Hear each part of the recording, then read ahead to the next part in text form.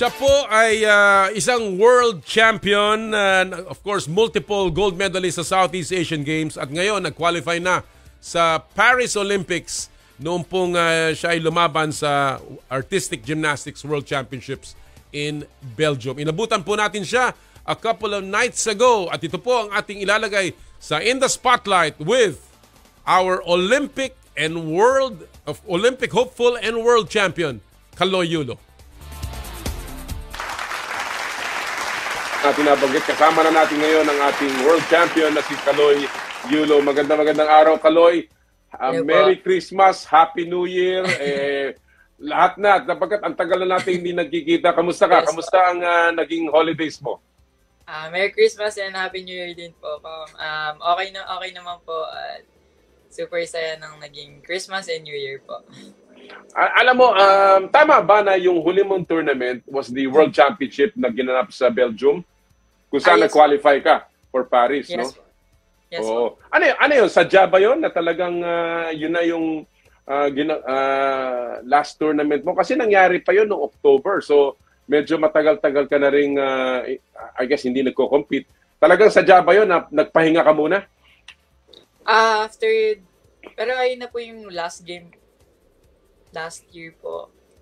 Ayun po yung parang pinaka-main na competition. So, after nun, wala na rin naman po akong naging kasunod na competition. So, doon lang po talaga yung end game po ng last year po.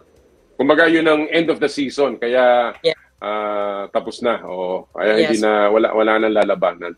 Alright, of course, alam natin, hindi ka lumaban sa Asian Games. Para kang makapaglaro sa World Championships. At of course, nag-qualify ka sa floor exercises at papunta ka na ng Paris Olympics. You know, sabi ko nga, nakikita kita madalas ngayon. Of course, sa Instagram, kung saan nakikita natin yung mga training mo. And of course, yung masaya mong relationship sa girlfriend mo. Kaloy, I wanna ask you, gaano kahalaga sa iyo ang social media? And to be in it. Ngayong panahon na to, na lalong-lalo na syempre marami naghahanap sa iyo, but at the same time, kailangan mong balansihin doon sa training mo as an athlete.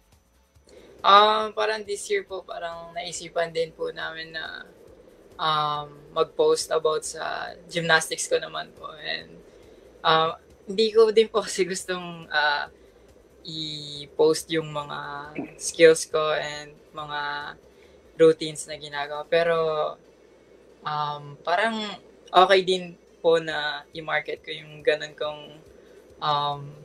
ipakita po sa buong mundo yung skills ko, and hindi lang basta sa competition siya makita, kundi sa feed ko po, yun po. And obviously very popular ka, Kaloy, hindi lamang sa ating bansa kundi sa buong mundo, at marami kang i-inspire na mga kabataan, mga gymnasts at mga iba pang atleta na ika nga ay magpursige katulad mo. It is a big year para sa iyo, 2024. Alam natin na Olympic year ito kung saan lalaban ka nga sa Paris sa gymnastics. So I wanna get to that. Kamusta ang ano ba mga plano mo? Pre-Olympic muna. May sasalihan ka pa ba, Kaloy? Yes po. Yes po. May sasalihan pa po ako. 3 competition po sa March and April. Tapos sa May din po. Sa March po sa World Cup Series sa Baku, Azerbaijan po. Then sunod po is yung sa Doha, Qatar. And yung last competition before going to Paris po is Asian Championships po. So ito hindi na to bearing, walang kinalaman ito sa Paris. Ito ay talagang paghanda, pagsubok, yes, kung nasaan ka na sa training mo, no? Yes, talking about your training, saan ka ba nakatutok sa training mo ngayong last few months patungo sa Paris? Ngayon po, all around po talaga yung bibigyan ko ng pansin. Pero nakapokus pa rin po ako sa 3 ko pong best apparatus, which is P-bar, floor, and vault po. Ayun po yung mas binibigyan ko ng oras and gusto kong maging pulido po yung routine ko pagdating ng Paris po. And dun sa tatlong yun na binanggit mo, Kaloy, alam naman natin na dun sa tatlong yun, ikaw ay nagmedalya na nung nakaraan. Ano? Yeah. Saan ka nakakonsentrate? At sa tingin mo, ano pinakamalaki mong tsansa dun sa mga nabanggit mo? Floorball po talaga. Malaki po yung chance po na makamedal po. And ayun po yung right now binibigyan ko po talaga ng oras. Pinagpaplanuhan po araw-araw yung kung ano po yung mga gagawin ko sa floor tsaka sa vault po. Nakita natin of course doon sa World Championship kung saan huli kang lumaban na you finished third pero ikaw yung highest ranked eligible athlete kaya tayo pumasok sa Paris, no? But of course doon sa vault nagkaroon ka ng konting problema doon. So in that sense, anong aspeto ng vault at saka ng floor exercises ang sa tingin mo dapat mo pang palakasin sa training para mas maganda pa ang maging resulta pagdating sa Paris? Siguro yung mga yung basic po talaga and quality po talaga yung hinahanap ko din po. And yung nagkulang din po ako last time is yun nga po. Mababa po yung D-score ko sa floor pero kung maganda po yung quality ng napakita ko that time, siguro meron akong naiuwi pong medalya. Pero yun nga po, tapos na po and ayun po yung parang magiging assignment ko sa darating na Olympics po. Ayun po yung mga gusto ko i-try bago mag-Olympics, yung mga ganong challenges po sa Baku tsaka sa Doha po. So in other words, i-expect natin na doon sa mga susunod mong events or tournaments before Paris, may mga susubukan kang routine na maaaring or mga stunts na hindi pa namin nakikita or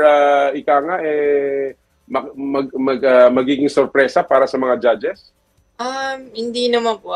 May na-compete ko na rin naman po siya pero dahil nga po sobrang stressful siya sa body, especially sa pag nag-all around po. Gusto ko lang po ibalik yon kasi mataas po talaga yung D-score pero yun nga po medyo risky nga lang po siya sa katawan po. So ayun po yung pinaghahandaan ko ngayon na magawa ko siya every time kahit anong sitwasyon po. In terms of your conditioning, Kaloy, sa katawan mo, how are you physically feeling? Wala ka bang injuries? Wala kang iniinda at the moment? Yes po. Wala naman po. Magandang balita yan. Yun ang maganda. Alam mo, matagal na tayo nag-uusap, of course, before your other events, bago ka pumasok dun sa Tokyo, nakausap ko rin ikaw, after. Alam mo, ibang aura mo, Kaloy. Parang you are happier, you are parang relieved. Kasi nung una kitang kinakausap, very, kumbaga, gwardyado ang dating mo sa akin, no? Kamusta? How are you psychologically, Kaloy? And I guess also mentally as well as emotionally ngayong mga panahon na to? Emotionally, super naman po. Siguro nag-mature din po siguro sa mga challenges na dumating sa akin po. And syempre, accepted naman po lahat ng mga mistake and yung mga nagawa ko din po. And hindi ko pa alam, super happy po yung ako ngayon dahil sa mga taong sumusuporta po sa akin na tunay. And syempre kay Ma'am Cynthia, always supporting me po. And sa ka-relationship ko ngayon, super happy po. And kaya medyo siguro po nabanggit nyo ganda po yung energy ko. Dahil din po yun sa ganun.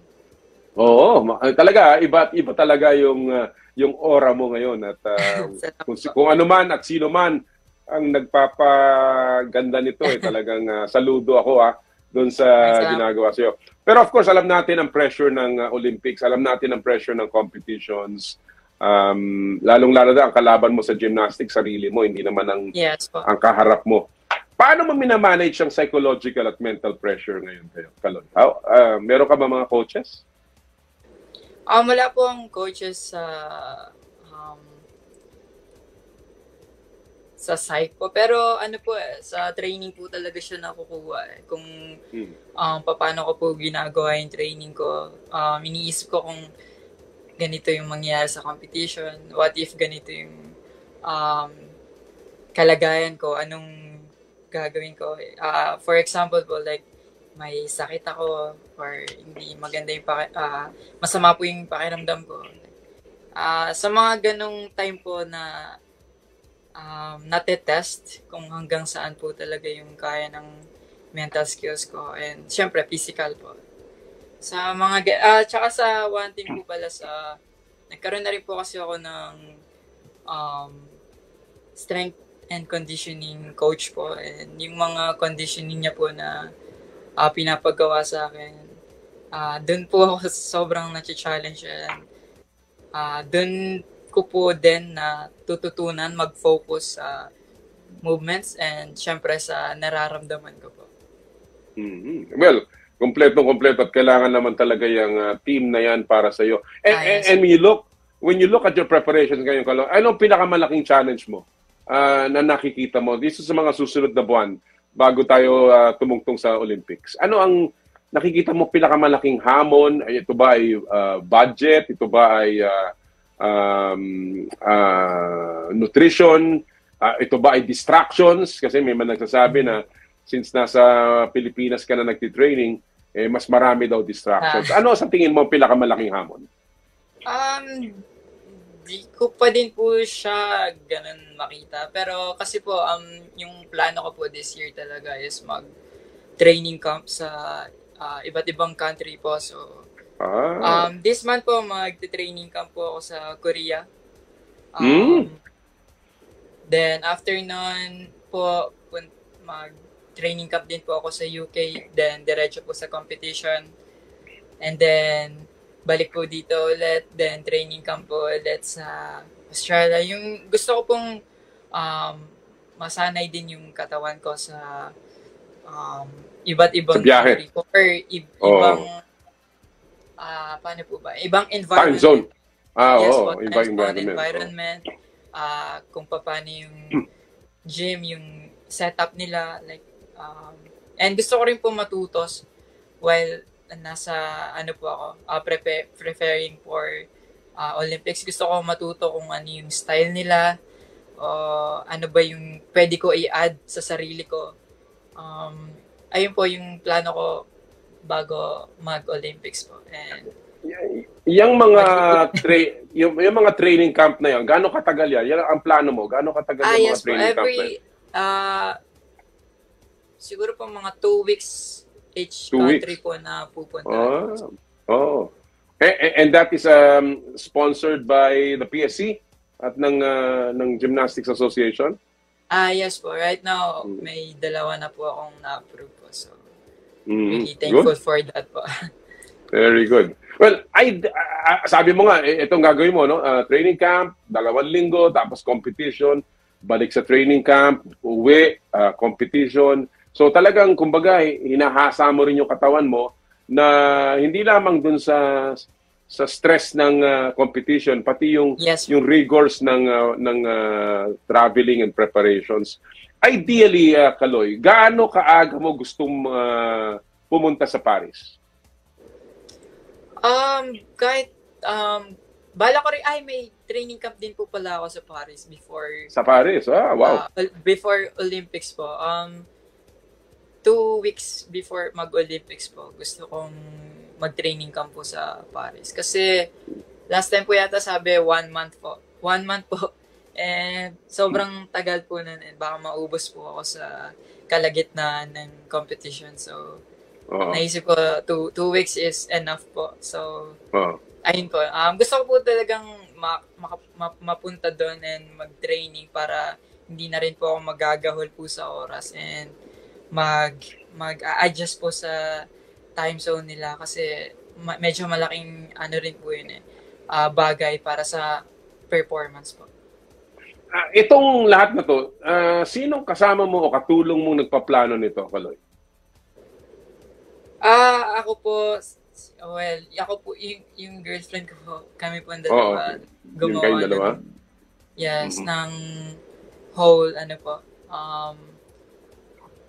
ng schedule, plan yung po. schedule. Yes, scheduling po. And syempre, sinabi ko rin po sa coach ko and syempre kay Ma'am Cynthia po kung paano po yung mangyayari po.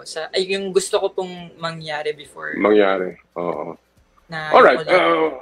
Nabanggit mo yung kasama mo yung coach. Of course, alam naman natin na naghiwalay na kayo ni Coach Monihiro Kugimiya, si Coach Mune. Even before the World Championships, nagkahiwalay na kayo. At sabi mo nga, hindi naman natin mapagkakaila na marami rin naging contribution at naiambag si Coach Mune sa'yo. Sa iyong career, pamula nung hinawakan kanya back in 2016. Pero sabi mo nga na nag-decide ka maghiwalay, and I want to quote this, sabi mo kasi hindi na namomonitor ka ni Coach Mune, no? Parang ganon, no? Parang since senior ka na on your own ka na rin naman. Tanong ko lang, Kaloy, hindi ba malit na rason yan para maghiwalay kayo na hindi ka na namomonitor niya? Baka naman pwedeng adjust lang. Yan ba talaga ang rason, Kaloy? Hindi na po. Medyo, rin po, personal din po yung problem and ayoko na rin naman pong balikan yan and okay naman na po, natanggap ko na din po yung naging setup namin ni Coach Mune. Pero yung mga before naman po before naman po ako makipag hiwalay or umuwi dito sa Philippines po, may mga naturo naman na din po sa akin si Coach Mune kung paano maging independent sa training and na get ko naman po yon and isang taon niya rin po ako na-train ng ako lang yung parang gumagalaw and hindi niya na ako kailangan parang sabihan po na gawin mo to, gawin. Hindi po katulad ng junior po talaga ako. Like, ayun po talaga. Like, lahat ng gawin ko galing po sa kanya. So, very big help po yung ginawa namin na isang taon po na nilet niya po ako na mag-mature and gumawa ng sarili ko pong mga plans sa training and outside gymnastics po. So, super big help para ngayon ba, nag-uusap pa kayo ni Coach Mune kahit pa paano? O wala na kayo talagang contact? Hindi po wala na din po. Pero wala na. Nagbi-visit po siya dito para tignan po yung mga other gymnasts po and yung mga grassroots po. Yes po. Oo nga, yun ang balita ko na meron pa naman daw siyang ibang tinitrain pero talagang kayong dalawa kumbaga hindi na kayo magkasama. Sinong pumalit na coach mo ngayon, Kaloy, kay Coach Mune? Right now po si Coach Aldrin po, Castañeda. Dati na po din namin siyang coach. Siya po yung head coach dati pa lang po. Siya po yung naging coach ko ngayon and siya po yung nakitaan ko din na pwedeng makatulong po sa akin. So, siya po yung napili. Totoo ba na merong, kasi may marinig akong balita na meron daw kayong kinakausap na isa pang coach na hapon din napapalit or sasama sa kampo ninyo? Totoo ba to? Yes po, pero hindi pa po sure kung tutuloy po ba siya o hindi. Sa kanya po yung last decision. Sa amin lang po, nakapag-usap naman na din po kami, pero yun nga po, may mga personal na ginagawa din po kasi siya and depende po sa kanya kung magtuturo po ba siya o hindi. Ayun po. Oh. Well, now that you have a new coach, ano ang pagbabago? Meron ka ba bang na ginagawa na naituro sa ni Coach Mune na ina-apply mo pa rin ngayon o talagang totally nagbago ang training routine mo, including I guess yung mga binibigay sa yung aral ni Coach Mune nung araw? May nagbago ba at ano ang pagbabago, Kaloy, para sa iyo? Well, siguro po sa mga may mga changes din po kasi naging mas galing na po sa akin yung mga ginagawa ko din po sa pang-araw-araw. And yung plano po na ginawa namin before, may mga nasusunod pa din naman po doon. And may mga, kasi yung iba din po, helpful po talaga para sa akin. And yung iba, hindi naman na po like gumagana. So, pinapalitan ko po yun and mas binibigyan kong pansin kung ano ba yung thoughts or yung opinion ko sa ganong ano po, like example parang sa conditioning po, like every month po kasi hindi naman po pare-parehas ng conditioning yung kailangan gawin. So kung gusto mong mag-level up and same lang yung conditioning na ginagawa ko po, hindi po ako makakakuha ng like enough power or techniques ganun conditioning ko. So every month po, like or every 2 weeks nga po, iniiba ko po iniiba mo? Yes po, yung conditionings or yung kung ano yung mga contents ng training po, mga ganun po. So in other words, talagang kumbaga ikaw na ang nag-aayos ng training mo ngayon. That's the bottom line. Yeah. Yes po. Ikaw na ang naglalagay ng kung anong gagawin. Yes. You have taken over basically yung routine mo. Well, you know, alam mo, kung ano magaling sa'yo, yan ay syempre dapat igalang ng lahat, no? At sana nga lalo pang mapaganda ang yung performance at lalo ka pa ma-inspire. Kaloy, the other thing of course is umalis ka na sa Japan. You have been in the Philippines, sabi mo nga, since July. At dito ka na mainly nagtitraining. Bakit dito? Of course, meron kang pinaplanong training camps, no? Pero hindi ba medyo mas magaling kung hindi ka masyadong distracted? Maraming gusto magpa-picture, gustong magpa-interview, gustong kumuha sa iyo sa mga commercial. Ano bang, yung ba may disadvantage na nandito ka at meron din bang advantages? Wala. Hindi ko naman po yun naiisip. Kung para sa akin po kasi kung ano yung meron, kung kaya mo siya sa ganitong sitwasyon, ano na lang kung ilagay ka sa magandang like sitwasyon. Parang kaya mo siya anytime, anywhere. Yes, may mga downside po yung yung naging pinili ko po. And syempre, kung nagstay din naman po ako doon, ganun din po. May downside din naman po doon. So, pinili ko lang po kung ano yung kaya kong i-take po talaga. And kung saan po ako mas makakapag-focus ng training and kung saan ko mabibigyan yung sarili ko ng peace of mind. And syempre, yung saan po ako mag-grow. So, napili ko po talaga yung Philippines kasi wala na rin na pong time. So, dito na lang po talaga yung naisipan ko po. And well, again, sabi nga nila kung saka pakiramdam mo at home ka, dapat again, nating igalang yung decision na yan. So, Kaloy, are you Pero putulin na natin dyan, no? Again, nagpapasalamat tayo kay Kaloy Yulo. And at the end of the day, irespeto natin, suportahan natin ang ating atleta na si Kaloy Yulo kahit na ano po maging desisyon niya. And of course, sana nga ay maging matagumpay siya sa Paris Olympics. Alright.